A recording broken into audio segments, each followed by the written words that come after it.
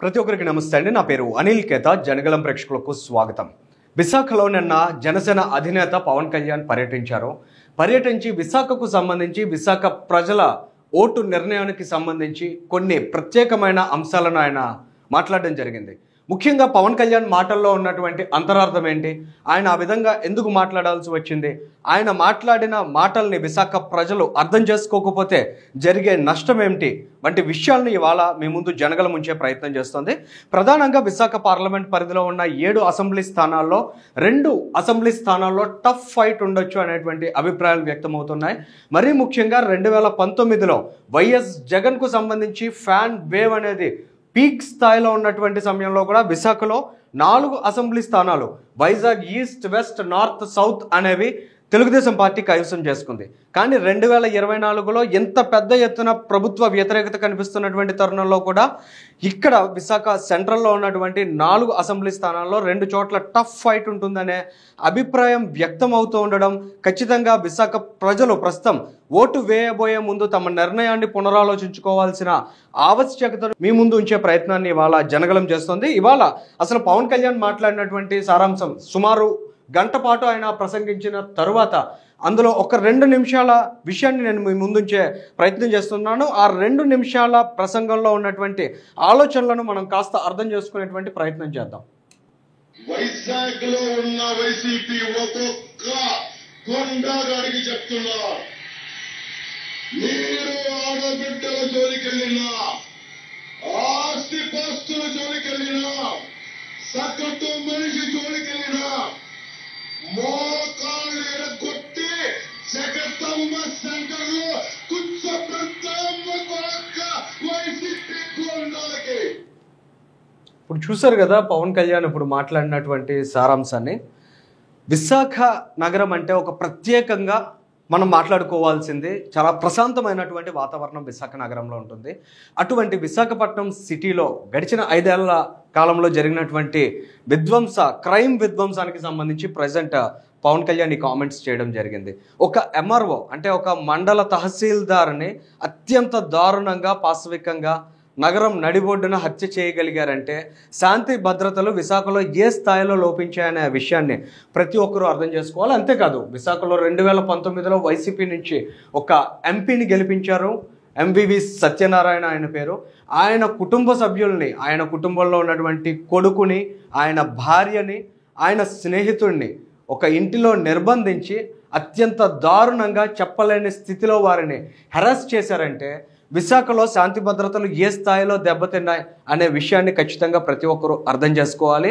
ముఖ్యంగా నాయకులు చెప్పే ప్రగల్భాలు ఎన్నైనా ఉండొచ్చు, కానీ వాస్తవ పరిస్థితులు వేరే ఉంటాయి. ఒక ఎంపీ భార్యనే ఒక రౌడీ మోక, ఒక గోండా వ్యవస్థలో ఉండేటువంటి దుర్మార్గమైన వ్యక్తులు నిర్బంధించగలిగే పరిస్థితి విశాఖ నగరంలో ఉందంటే ఒక సగటు మహిళ పరిస్థితి ఏమిటి, ఒక సగటు యువతి స్థితి ఏమిటి అనే విషయం, ఆందోళన ఖచ్చితంగా ప్రతి ఒక్క కుటుంబంలో ఉంటుంది. ఇటువంటి వాతావరణం ప్రశాంత నగరంగా ఉండే విశాఖపట్నంలో ఇవాళ మనం చవి చూస్తున్నటువంటి పరిస్థితిలో ఖచ్చితంగా విశాఖ ప్రజలు ఆలోచించాలి.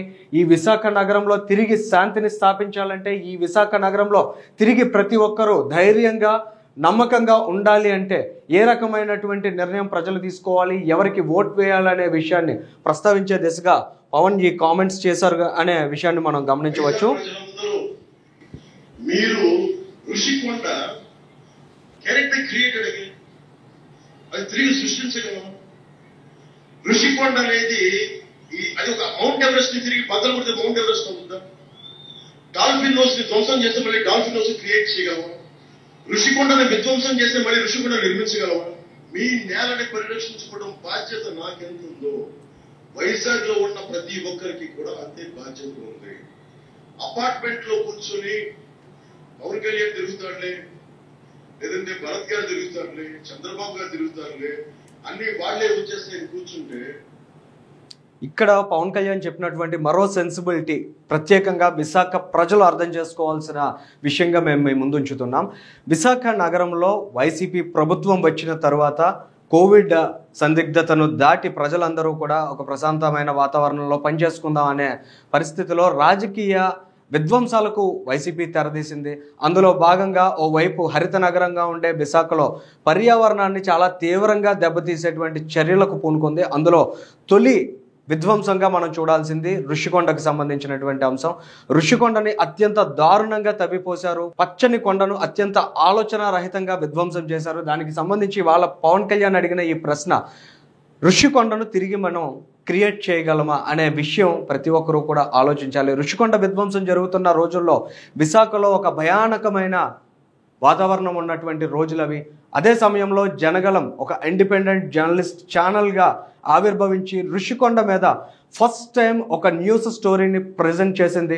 ఆ న్యూస్ స్టోరీ క్రియేట్ చేసినటువంటి ఇంపాక్ట్తోనే మిగిలిన ఛానల్స్, మిగిలిన పత్రికలు ఋషికొండకు సంబంధించినటువంటి అంశాలను మాట్లాడడం ప్రారంభించారు. అంతేకాదు మరొక విధ్వంసాన్ని మనం చూసినట్లయితే ఎర్రమట్టి దిబ్బల చుట్టూ రియల్ ఎస్టేట్ దందా కోసం ఇష్టారీతిన తవ్విపోసినటువంటి సందర్భం. దానికి సంబంధించి కూడా ఏ రాజకీయ నాయకుడు, ఏ మీడియా సంస్థ నోరెత్తని సందర్భంలో జనగలం ముందుకు నిలబడి దానికి సంబంధించి జరుగుతున్నటువంటి విధ్వంసాన్ని ప్రజల ముందుంచే ప్రయత్నం చేసింది. ఆ ఇంపాక్ట్ కూడా రానున్న రోజుల్లో మీడియా వ్యవస్థల్లో చలనాన్ని తీసుకువచ్చి మిగిలిన వారు సైతం దానికి సంబంధించి గొంతెత్తి మాట్లాడే విధంగా జనగలం ఒక ఇంపాక్ట్ క్రియేట్ చేయగలిగింది.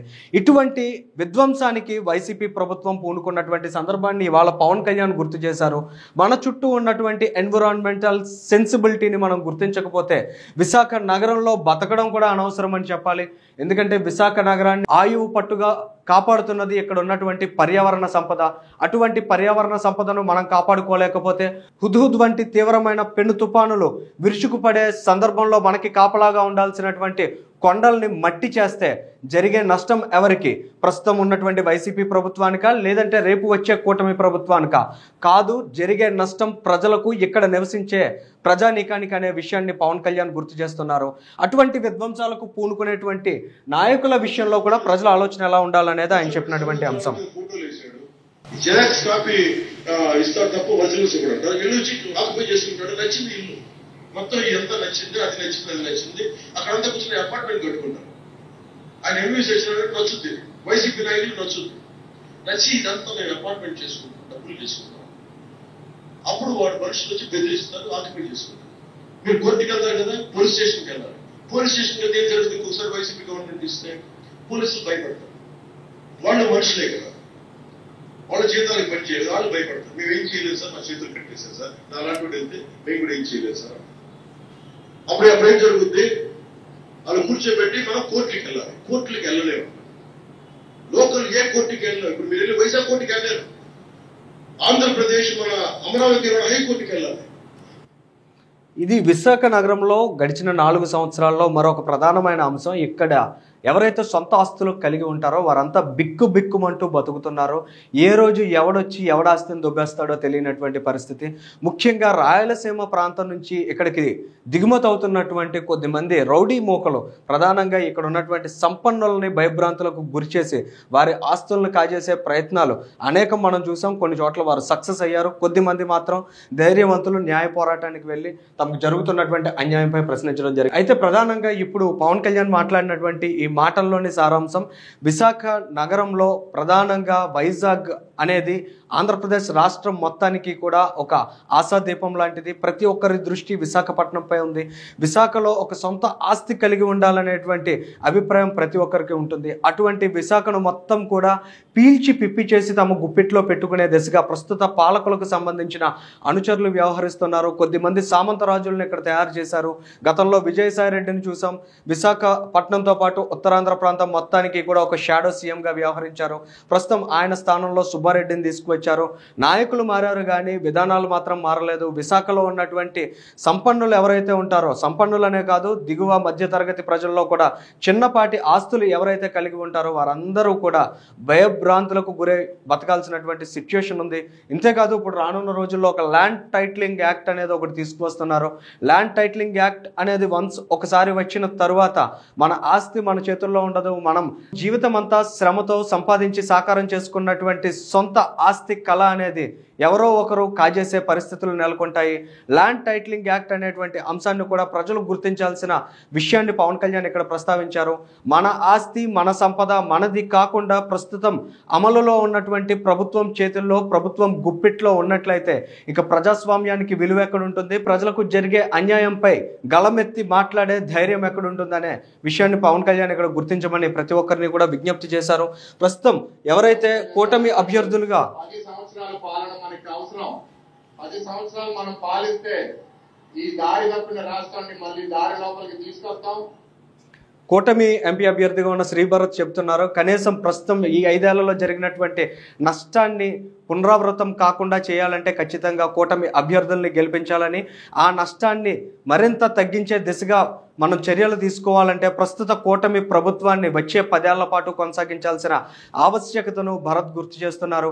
మరి ఈ రకమైన ఆలోచనల్ని ప్రజలు గుర్తిస్తారా, లేక ఒంటెద్దు పోకడలా ఈ రాష్ట్రాన్ని తమకు నచ్చిన విధంగా నమకు నచ్చిన రీతిలో పరిపాలిస్తామంటున్న వైసీపీకి కట్టబెడతారా అనే విషయంపై ఆలోచన జరగాల్సిన అవసరం ఉంది.